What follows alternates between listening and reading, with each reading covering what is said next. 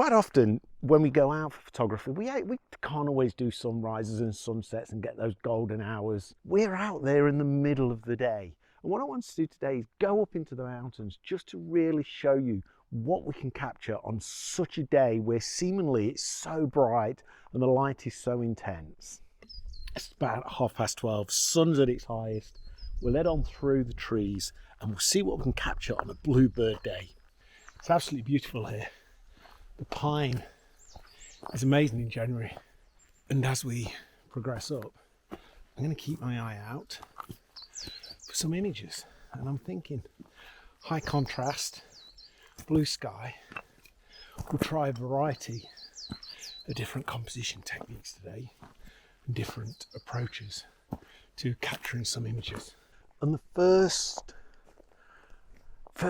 thing I've spotted in the forest, given the sun is beaming through the trees, creating a high contrast scene, is this one single fallen tree which leads straight into, almost pointing at the sun, but it's pointing through the lines of pine trees. Let me just show you what I'm talking about.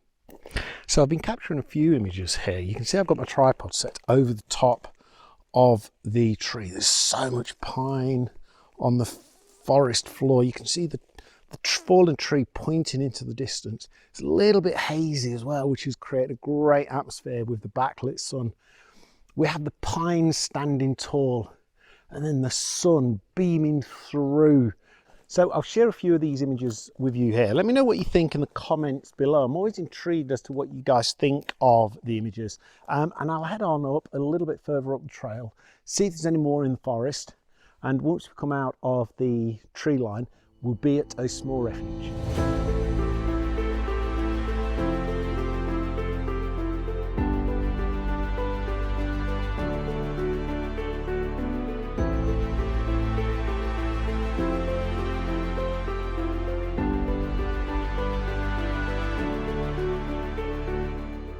The trees are starting to thin out, and what I noticed in the background, through a gap in the trees, the mountain layers going away into the distance.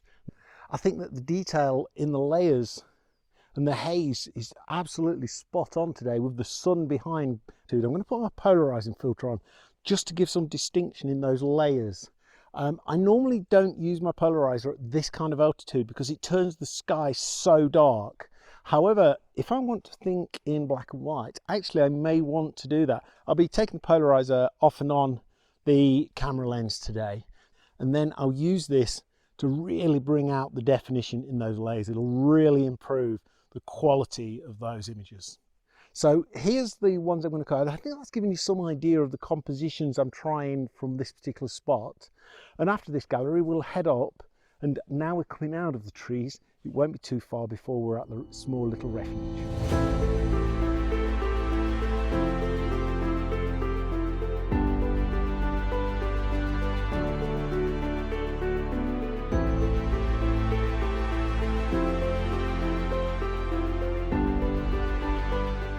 I'm above the tree line now, and who can't love a view like this? Just look at those snow-capped peaks. The point I'm heading for on the trail is that one there. That, from memory, gives me a 360-degree view. And I forget how thin the air is above 2,000 meters. Whoa, what a view. What a view. And there's these two little cairns. There is a small one. I might add a rock to that in just 1 minute. But there is these two little cairns. Absolutely brilliant. They're so photogenic, with the mountains in the background. What a great foreground image that makes. What a fantastic composition. I'm going to go on these with a low aperture as well. I want those to be really pin sharp, and I want the background to be a little bit blurry, but not blurry enough that it loses all definition. I want it to be clear that the background is mountains, or at least mountains with snow on them.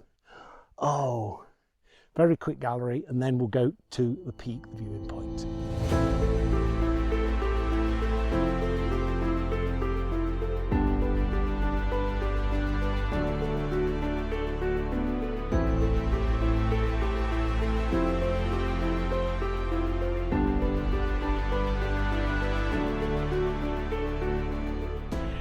just look at this view. The whole thing has just completely opened up. You've got the Mediterranean Sea. Look at the sun glistening in the sea. Amazing. You've then got the coastal towns down there. You've got the mountains in the distance, the Sierras.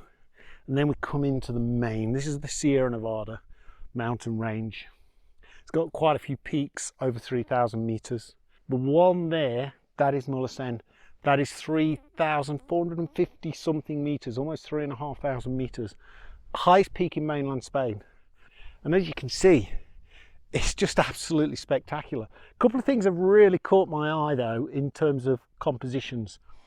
One is the valley down here. We've got a valley running up. They've got a path, a trail leading along the side of it, a walking trail.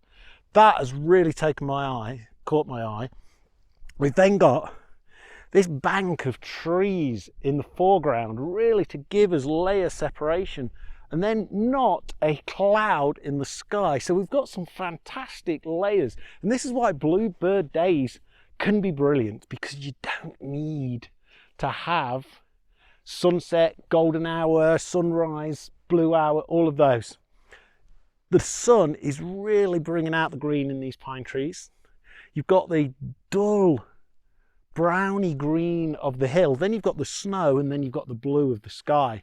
And at this time of year, it's so much clearer in January than it is in the summer when there's a lot of heat haze. This area is one of my favorite areas in the world. Truly love it. Really, really do. It's just absolutely spectacular. Just starting to pick out now.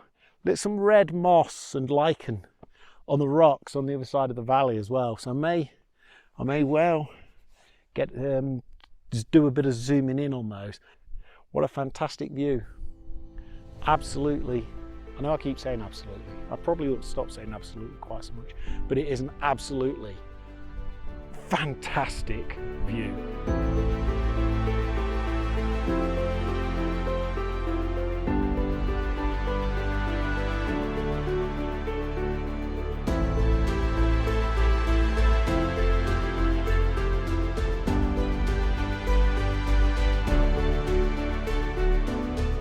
And it's amazing, look, they've built a proper little refuge under this rock, because today, I mean, it's glorious January day in the sun and there's no wind at all. Right, I'm going to go and do a little bit of a scope out, and then let's have a look at some compositions.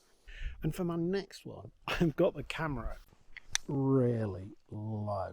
So this is, I've got the tripod on the lowest setting, I've got the camera pointing, and I love this crack. And this crack cuts a diagonal from right to left, and then it matches up with the valley on the other side. And then you've got the layers of the foreground rock, the trees, the mountains, and the blue sky.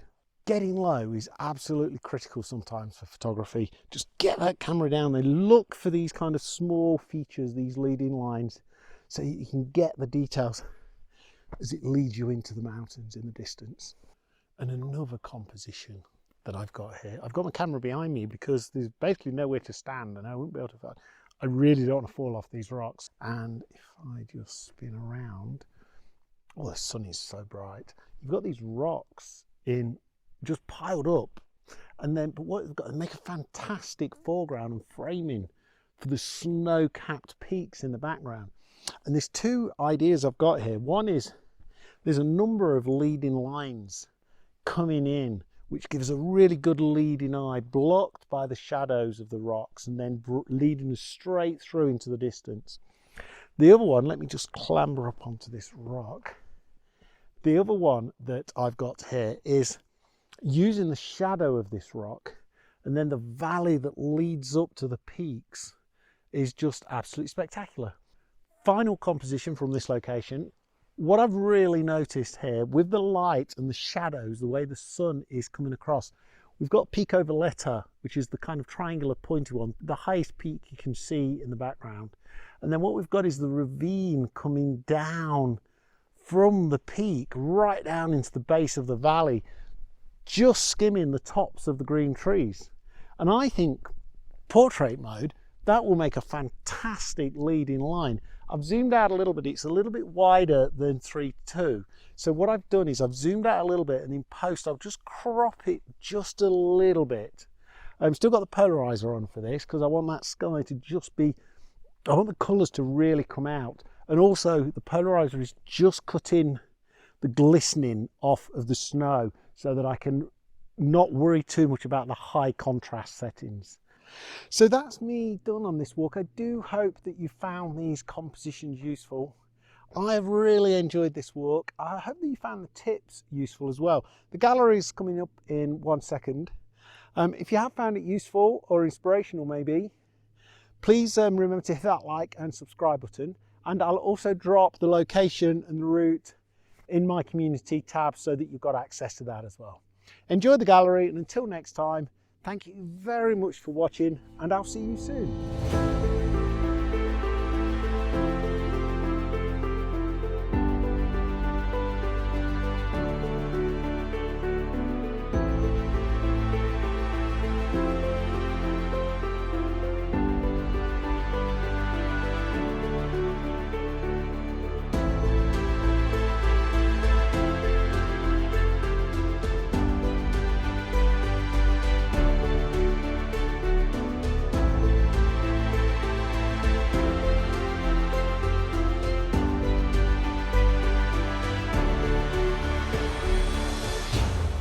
Please remember to like and subscribe to the channel, and also check out these videos next. Thank you very much for your time in watching this video, and until next time, thank you and see you soon.